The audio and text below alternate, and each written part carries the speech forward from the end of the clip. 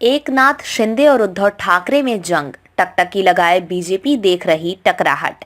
महाराष्ट्र के मुख्यमंत्री एकनाथ शिंदे और पूर्व सीएम उद्धव ठाकरे के नेतृत्व में शिवसेना के दो गुट ठाणे जिले पर राजनीतिक नियंत्रण की लड़ाई लड़ रहे हैं।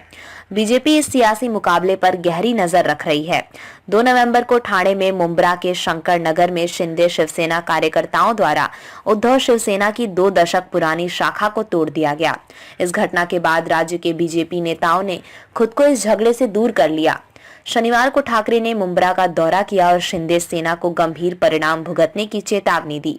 बीजेपी को सता रहा ये डर। हालांकि बीजेपी ने विरोधियों पर कब्जा जमाने की जिम्मेदारी शिंदे गुट पर छोड़ दी है, लेकिन उसे डर है कि अपनाए जा रहे तरीकों का उल्टा असर हो सकता है।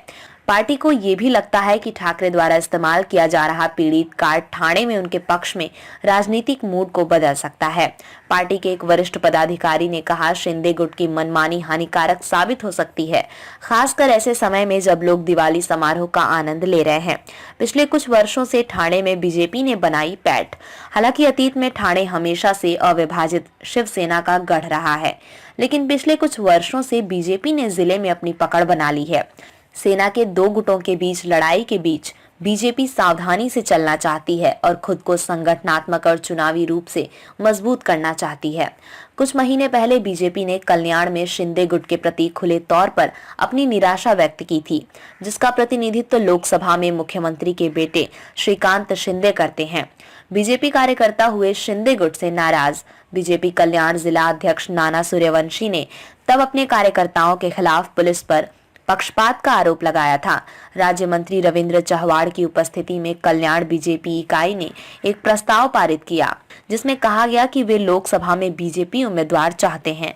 शिंदे गुट के खिलाफ बीजेपी के भीतर अशांति को कम करने के लिए बीजेपी के केंद्रीय नेतृत्व को हस्तक्षेप करना पड़ा।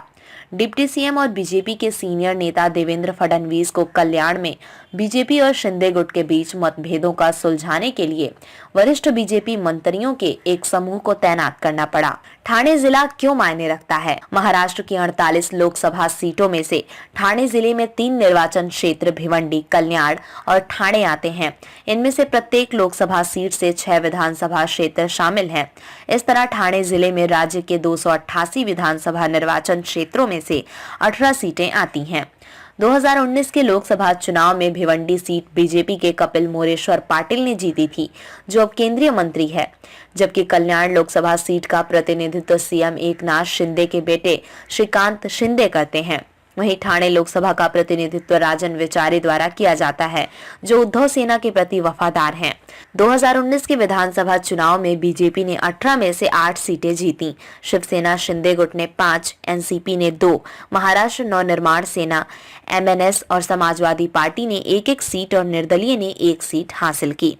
बीजेपी के 8 विजयी उम्मीदवारों में महेश चौगुले भिवंडी पश्चिम, किशन कथोरे मुरबाद, कुमार आयलानी उल्लासनगर, गणपत गायकवाड़ कल्याण पूर्व, रविंद्र चहवाड़ डोंबिवली, गणेश नाइक ऐरोली, मंदा महात्रे बेलापुर और संजय केलकर ठाणे शामिल हैं।